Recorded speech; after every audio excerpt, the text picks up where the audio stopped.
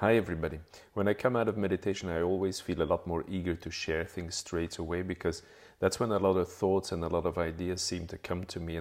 And today I want to talk to you about how getting and knowing that getting is your subconscious program, how and why that is important.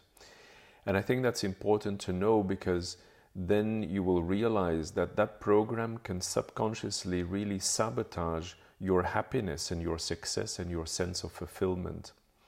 And how do I get to this?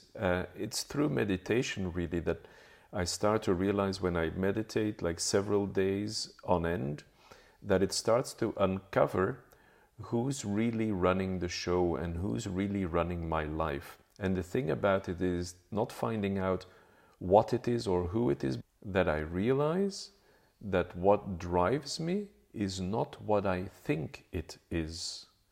And you know, this is an important realization. It's not so much finding out what it is, but understanding and starting to realize that what drives you is not what you think it is. And for instance, I had this realization in a given moment that I'm not defined really by what is and what I own, for instance. I was thinking in a moment of, how would I feel if I were to lose everything? And then I realized that these things that surround me, that I own and that are my possessions, etc., that they really don't define me. And the reason I could start to feel so relaxed around this was because I come back to another point in one of my other videos, is this in the moment awareness, this consciousness where you have the infinite possibilities. When I became aware of these infinite possibilities, I was less attached to the things that I have or that I own. And also, for instance, today I got a tax letter from the tax office with really big numbers on there. Normally that would really be a threat and that would probably drive me into panic. But right now I had this sense of it doesn't define me. So this is different from denial. It's not ignoring and denial, but it's more getting a sense of that problem that now occurs doesn't really define me. And figuring out that it does, whatever runs the show does not always need to run my life and does not always need to run the show in my life. And what is the connection now with getting?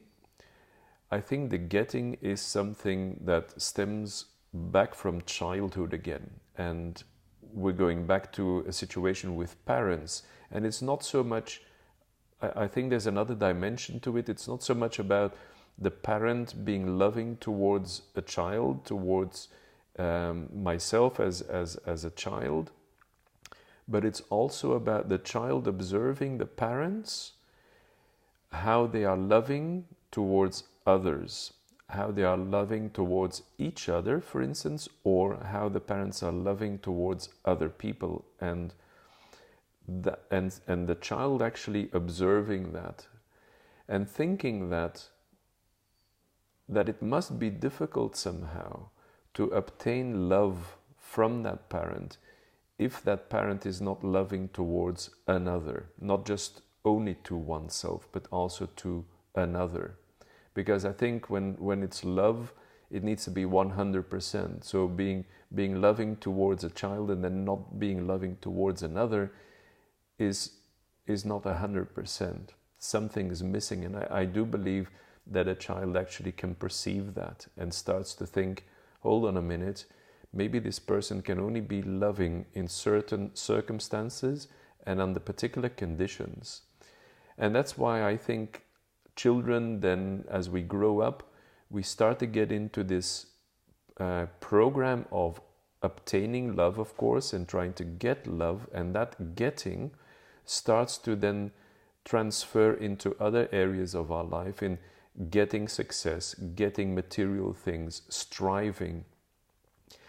And this becomes a mechanism the danger lies, of course, that when there's only striving and then not obtaining and not getting the sense of fulfillment and the sense of happiness, but that striving becomes the main motor of one's life.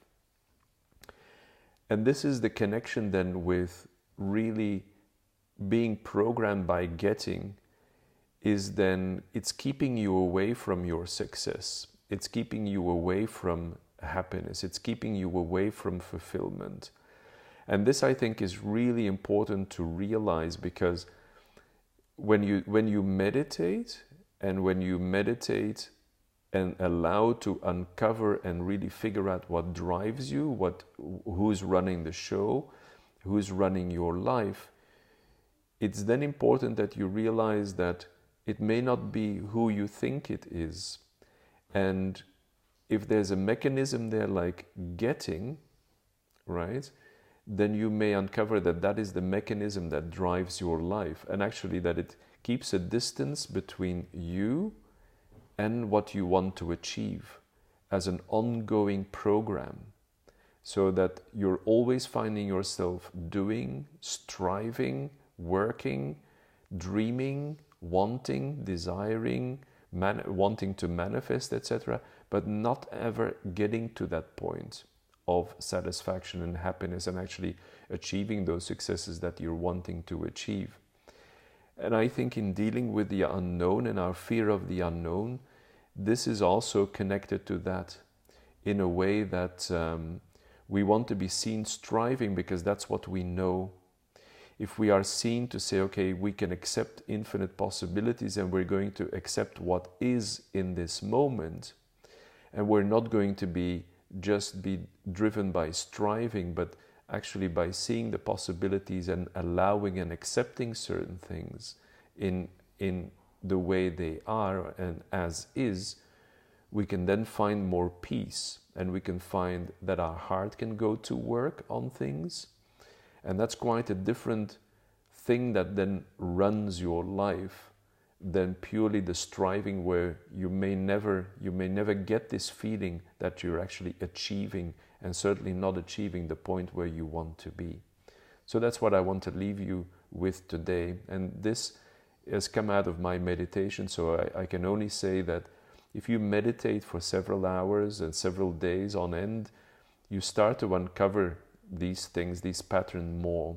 So meditation can also be an active process, where at the end of it you really come to realizations that are useful, that can really understand your programs and give you a release of some sort to disconnect you from that program and release you from that program. So that's what I want to share with you today. Thank you very much.